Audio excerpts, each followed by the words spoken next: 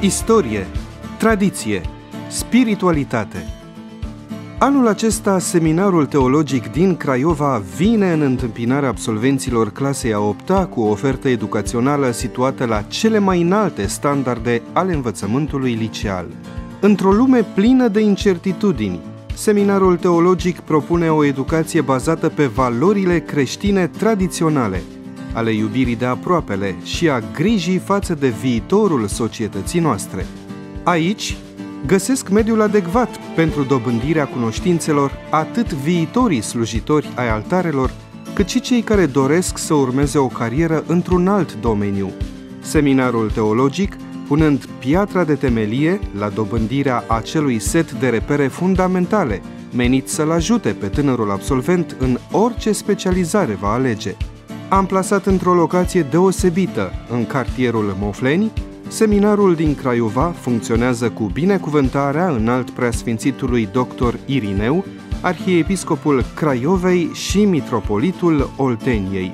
Instituția noastră se bucură de o lungă istorie, fiind menționată în regulamentul organic încă din anul 1832. În curtea interioară a școlii noastre se găsește biserica cu hramul Sfântul Nicolae, ce aparținea în trecut de mănăstirea Coșuna, atestată documentar din anul 1483. Condițiile de cazare sunt deosebite, seminarul beneficiind de un cămin cu camere duble, dotate cu sistem sanitar propriu și de o cantină unde elevii seminariști servesc masa. Unitatea noastră de învățământ dispune de cele mai noi și moderne dotări necesare unui învățământ de calitate. Seminarul deține o bibliotecă, laboratoare echipate cu tehnologie modernă, cabinete pentru disciplinele de specialitate, săli de clasă dotate cu videoproiectoare și spații destinate studiului individual, precum și un amfiteatru unde sunt organizate conferințe și simpozioane școlare sau concerte și activități artistice. De asemenea, există un teren sportiv pentru activitățile desfășurate în aer liber, precum și posibilități multiple de a practica diferite sporturi de echipă sau individual.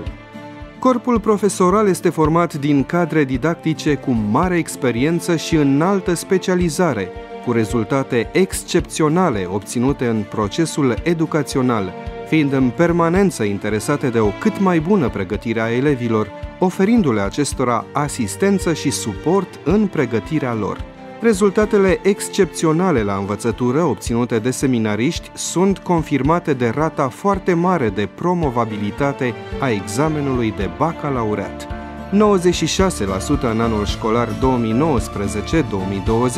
și 98% în anul școlar 2020-2021. De asemenea, elevii noștri au participat atât la concursuri și olimpiade școlare, cât și la foarte multe activități extrașcolare, sportive, programe artistice sau culturale. Rezultatele deosebite au fost premiate pe măsură, pe lângă bursele de merit pe care seminarul nostru le oferă din grija înalt preasfințitului Părinte Mitropolit, fiecare elev este recompensat pentru efortul depus.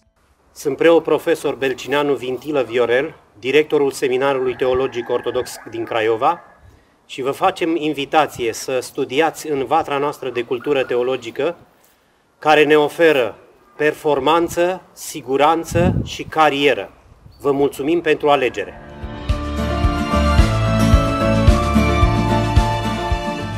Graficul desfășurării sesiunii de admitere 2022. 2-11 mai. Pregătirea în vederea susținerii examenului de admitere. 11-13 mai. Eliberarea anexelor fișelor de înscriere. 16-17 mai. Înscriere pentru probele de aptitudini. 18-20 mai. Desfășurarea probelor de aptitudini. 23 mai. Afișarea rezultatelor. Aici e seminarul în care sunt formați de dascăli cu tot harul, preoți adevărați și cântăreți pe care biserica îi are la strană casă loc, cum ne-a învățat vestitul, Grigorie măritul, ierarh și teolog, că Domnul e Domn și drept judecător.